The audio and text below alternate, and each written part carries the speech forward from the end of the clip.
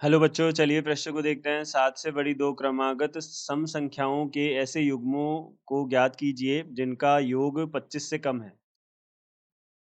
यहाँ पे हमको देखिए, सबसे पहले हमने मुख्य अवधारणा देखी।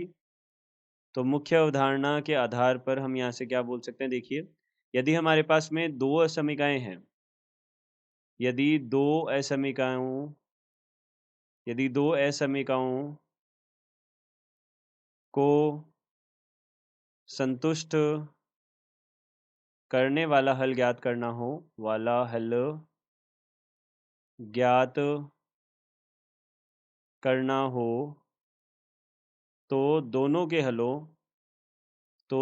के हलों का सर्वनिष्ठ लिया जाता है। हलों का सर्वनिष्ठ लिया जाता है। यह हमारे पास बनेगा। तो देखिए, यहाँ से हमको क्या बोला है, सबसे पहले यहाँ से हमको बोला है 7 से बड़ी दो क्रमागत संख्याओं के ऐसे युग्म हमको ज्ञात करने हैं। 7 से बड़ी दो क्रमागत संख्याओं के युग्म ज्ञात करने हैं। तो हमने सबसे पहले माना x तथा x प्लस दो क्रमागत सम संख्याएं हैं। दो क्रमागत सम संख्याएं, देखिए, दो क्रमागत सम संख्याएं हैं। यह हमने मान लिया। तो x भी बड़ा होगा 7 से और x प्लस 2 भी बड़ा होगा 7 से।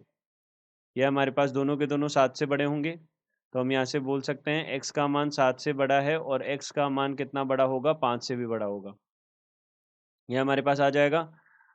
ये हमारे पास दो शर्तें आ गई। अब इसके बाद में हमारे पास में क्या बोला है, देखिए, दो क्रमागत सम संख्याओं के ऐसे युग्म जिनका योग 25 से कम हो। अब दोनों का योग हमारे पास क्या है, 25 से कम है।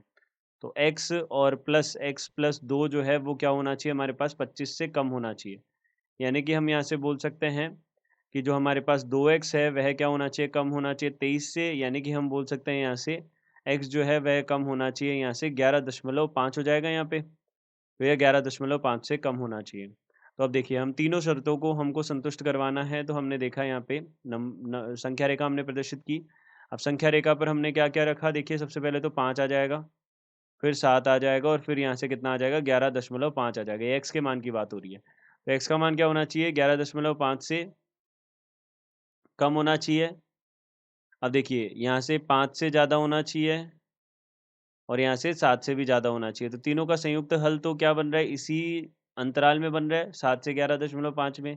तो यहाँ पे देखिए, यहाँ कौन-कौन से मान होंगे x के, एक तो 8 होगा, यहाँ पे 1 होगा, यहाँ पे 9 आएगा, 9 हमारा सम संख्या नहीं होगा, तो यहाँ पे 9 भी आएगा, यहाँ पे 10 आएगा, फिर उसके बाद में और 11 भी आएगा यहाँ पे। तो इनमें से 2 मान ऐसे होंगे, 8 और 10, जो हमारे पास में हमारे पास में क्या होंगे, 8 और 10 मान होंगे जो x के सम मान होंगे। तो हमने बोला x के सम मान, यह हमारे पास क्या हो सकते हैं, 8 व 10 हो सकते हैं। तो यहाँ से हमने बोली दो संख्याएं जो हैं वह हमारे पास क्या-क्या हो जाएंगी, दो संख्याएं हमारे पास में हो जाएंगी 8 व 10, या फिर हमारे पास में कितनी हो जाएगी, 10 व 12, ये हमारे पास में बनेगी। क्योंकि x का मान हमारे पास 8 और 10 आया है, तो उसमें 2-2 जोड़ेंगे तो 10 व 12 मिलेंगे। यानी कि 8 व 10 तो एक हमारे पास आगे दो संख्याओं का एक आ गया समुच्चय, और 10 व 12 जो है हमारे पास में दूसरी संख्या का समुच्चय आ गया, दूसरी दो संख्याओं का समुच्चय आ गया। तो यानी कि ऐसे दो संभावनाएं हमारे पास हो सकती है। तो दिए गए प्रश्न का उत्तर यह है। आशा करते हैं आपको समझ आया होगा। धन्यवाद।